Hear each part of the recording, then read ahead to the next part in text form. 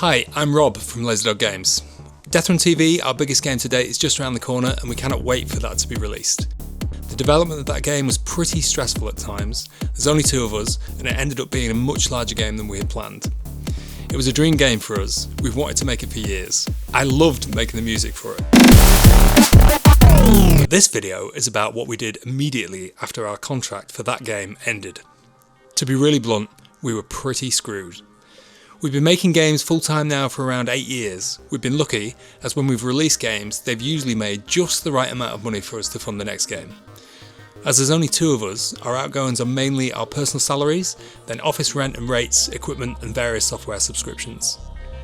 When our contract for Death Run TV ended, we had practically no money left in our accounts. We had a month, maybe 2 at a stretch.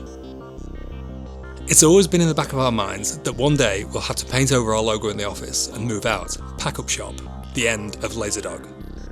Whilst the thought was incredibly awful and quite frankly paralysing, we had to move on. So we had 2 simple rules. Number 1, make a game that's fun to make from start to finish. And B, make a game in less than 2 months. Simon came up with the idea of a game about catching balls in time with music, and whilst I was squashing bugs for Death Run TV, he quickly made some concept art. Fun, cute, and mocked up in no time. That was it. We had the game we wanted to make. We could smash this game out in a month, hopefully saving Laserdog and the lovely logo painted on our wall. The premise of the game is that you swipe left and right to position your character and simply be in the right place at the right time to catch the objects. The objects are synced to music. So, we knew the idea, we've got the look of the game. What do we need? A working prototype to see if the game was even worth pursuing. Music to fit the style, characters and themes, and loads of polish.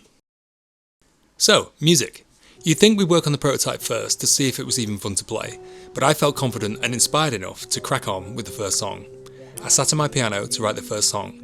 The brief I gave myself was to make a song the exact opposite of how I was feeling. The song had the working title, Happy. It's cutesy, silly, and fun. Then to Logic Pro. I began orchestrating the track, starting with a ukulele for the basic chords, then drums, bass, guitar, a glockenspiel for the melody, and some brass to give it a bit more bounce. Then we needed someone to sing the song. Luckily, Logic Pro has some pretty great vocal tuning tools, so we decided to sing it ourselves. It's all about you, the happy things you do. And I'm catching that feeling from you. It's all about you. It's all about you. Oh, how my feelings grow. My heart may well explode. I really wanted the music in this game to allow the player to feel like they're creating it, or at least influencing it.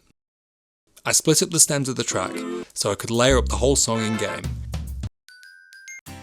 Let the gameplay decide which instruments would play and when. I'm happy. I then took the MIDI data for the melody, converted it to JSON, passed that into a custom scriptable object in Unity, and added it to a music manager script I'd previously made from an unreleased prototype we did in the past. Reusing code saves a lot of time. This now gave me the ability to sync up the game events to the music, specifically to the melody. You could now catch the objects perfectly synced to the music. If you dropped an object, only the melody line would stop playing. I added a variable called energy. As you progress through the song, your energy increases. Each layer of the song is given an energy value in which it becomes active. The end result of this is that when the player first starts playing, the song is pretty small and it grows as you progress.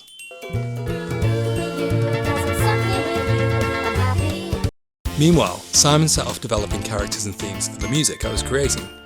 In between tweaking, balancing, playing a lot, and often breaking my rock-solid code, he took inspiration from everyone he spoke to with a simple question.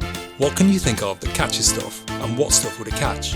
The most common answer, at least from anyone under the age of 12, was poo and a toilet, so that had to go in. Other themes include toast and toaster, jam, jarred strawberries, cookie dough and bowl, random but we liked it, and of course a Game Boy and cartridges. We're big Nintendo fans over here. So, back to the game. How do you die? The system we implemented is a simple health bar that that replenishes a fraction each time you catch an object. It goes down, obviously, when you drop one. What can we add for pro players? We added a dink bonus. If you just miss an object, it bounces off you, so you can attempt to catch it again. As we found this pretty fun, we added the spin flip as a way of getting even more points. The spin effectively forces a dink. It's easy to pull off, but if you do it at the wrong time, you'll drop a few objects. Initially, when the objects spawned, they were positioned randomly. Whilst this gave the player a unique experience each time, it resulted in some pretty impossible scenarios and less feeling of connection with the music. To solve this issue, we created track sequences. The tracks were split into sections, and each section had a bank of sequences that could be used. The sequences themselves are chosen randomly, but they are scripted. For efficiency, they have a 50% chance of being mirrored, giving us twice as many sequences. Now we were pretty happy. The gameplay was set.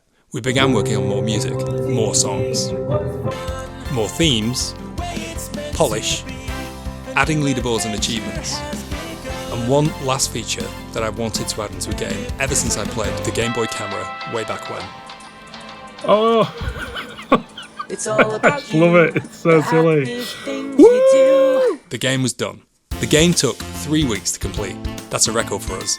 Our previous best when we were in a similar situation was Don't Grind, which took us around 8 weeks. CATCHEE was the most fun and least stressful project we've worked on to date. If you've got this far in the video, thank you.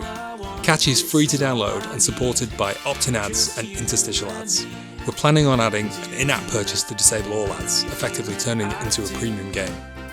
Oh, also, the soundtrack's available on our Bandcamp for a tiny, catchable price of £2. Thank you so much for watching. And this is actually Simon narrating.